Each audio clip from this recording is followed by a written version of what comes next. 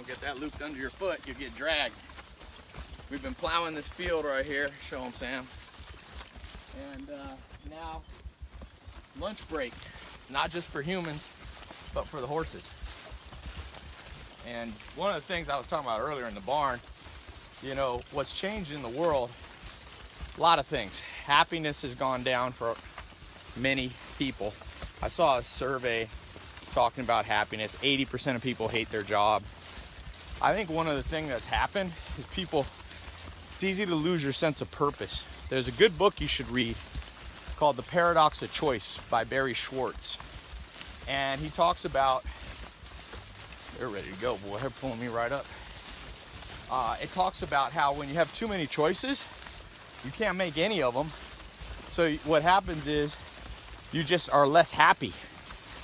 You're just like continually overanalyzing everything. I see that with people trying to become entrepreneurs. They hate their job, but they don't want to quit because they're like, what do I quit? Do I do this business, this business, this business? And so 100 years ago, when everybody lived, show them the farm all the way around here. Whoa. When everybody lived on a farm, you pretty much did what your parents did. And we look back at that and we think that's bad. And in some ways, I'm sure that made people unhappy. But it's kind of like one step forward, two steps backwards. We got a lot of choice now in the modern world. We live in big cities where you're continually free fertilizer. It's a good thing about horses versus tractors. Tractors pollute, horses fertilize. By the way, I cut my pants. Got caught on one of the horse pieces of equipment. Be careful out here. But what I was gonna say is that, so when people get more choice, you go to a city, any night of the day, there's 50 things to do. There's 50 jobs to choose. There's 50 people to date. There's 50 people to make friends with. People basically go crazy. That's the long and short of it. You should read that book, like I said, Paradox of Choice by Barry Schwartz. Lots of free fertilizer. I'm probably gonna put blueberries, blackberries on this hill. This is a south-facing hill. Maybe apple trees, some late blooming ones. You got to put the late blooming ones on the south face. So one of the things that I do now to get over this paradox of choice is I come and I got this ranch and I just get away from the city. I get into a routine, simple things. People ask what life's purpose is, and it depends who you ask. A lot of people will say legacy is one common answer, but legacy fades. All flesh is grass, the saying is. The flowers fade. Do you remember who your great-great-great-great-grandfather is? No. And even if you look at your DNA, it gets split in half. So your great-great-great-great-grandchildren are hardly related to you. You might be more related to your neighbor than you are to your great-great-great-great-great-great-grandchild. So legacy is an okay answer. It's obvious. It's an obvious answer that makes sense. Family, things like that. Other people say, you know, maximizing what you have. That's a decent answer. Other people say leaving the earth better than you found it. All these things, but I think that the answer sometimes is simpler than that. Like I said, the Native Americans lived here before all the settlers came. They used to just say, you know, what is man without the beast? What are humans without animals? And I think being connected to the land, animals, nature, the natural cycles, winter, spring, summer, fall, this is your purpose, you know? And that's hard to say because 90% of people live in big cities, but the world could change. The demographics should change. If people are asking me what would make them happier, I'm not saying this is an easy answer for society. I'm just saying this is one answer that I've tested it on a lot of people from the city. If you have high anxiety, which is 30 to 40% of planet Earth, you're overstimulated. You know, you got to get to where, like when I'm here on the ranch, I'm not overstimulated. It's simple.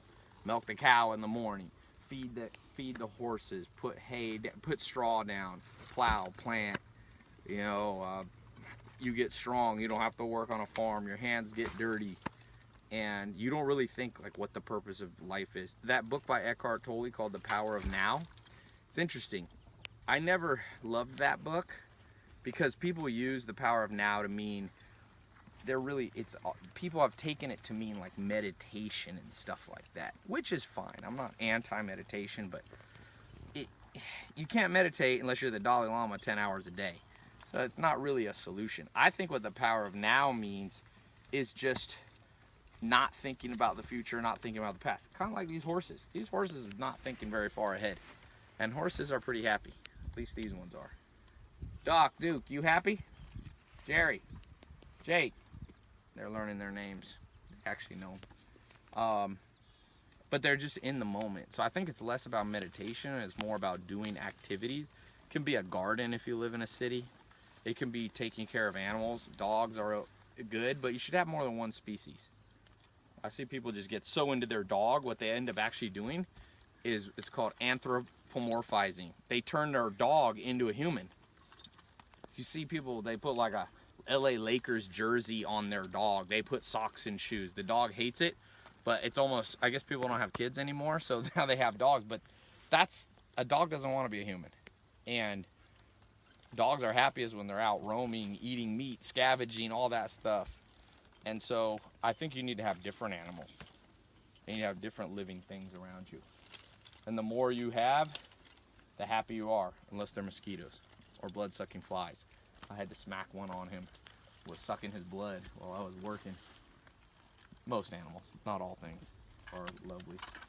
But yeah, that's a simple answer to what the purpose of life is in many ways. People want more complex answers because they're overthinking everything. We'll walk and talk. Come on, boy. Doc, Duke. Horses can pretty much sleep standing up, so they want to go back to that barn. We're going to a different barn. Stand, come on. Horses are hard-headed, like people. So try to find something that you enjoy, that's simple. Try to find something that's a routine that you have to do every day. Getting in a rhythm is good. A lot of people ask me what the best daily routine. Kind of like our ranch life. You have some chores you do in the morning. Those are kind of repetitive things, but you don't have too much repetitive. Then you get burned out. And then you have some new progress. And you want to be doing things that you're not always thinking about other stuff. If you're always thinking about other stuff, the future, the past, it's not relaxing enough. You need to have a relatively relaxing life. I've been testing my blood once every month or two for almost 5 years. No, sorry, 3 years. And it's crazy cortisol levels of humans. People have them in the 20s and the 30s. You want them, 10. I've got, sometimes when I come to the ranch, when I test my blood, they drop to like 9 or 8. Now you don't want it too low, but cortisol is basically a fight or flight stress hormone. And there's a good book, Happiness Hypothesis by Jonathan Haidt. And he talks about doing studies on people. He's a scientist. I think he's at NYU. And he says, if you test people's blood who live in a big city, near like loud honking noises, cars, all that, blood cortisol levels go up. Even if you're meditating, even if you think you're Zen life, it's not as Zen as you think. Come on. Come on, boys. These are 4 males. I have female horses, but they're at my other place. So open that gate right here. There's a green one. Let's see if they'll fit in there. Oh. Ha. Ha. Come on. Ha.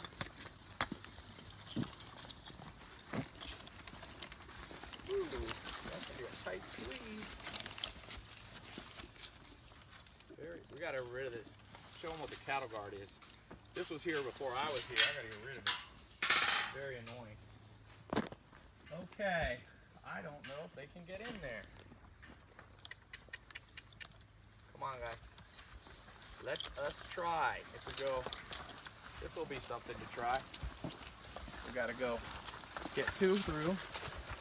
Whoop, whoop, don't cut yourself. Step. Come on. G. There you go. Look at that. All right, can you close that? Step. These gates were not put in quite with these size horses in mind. They were put with little riding horses in mind. These are big boys.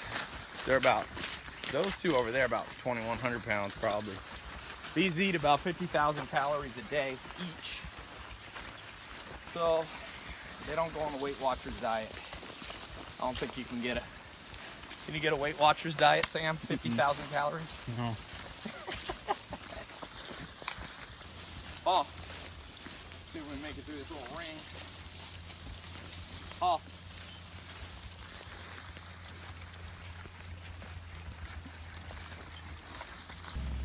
So, find a simple purpose in life, I guess is what I'm trying to say.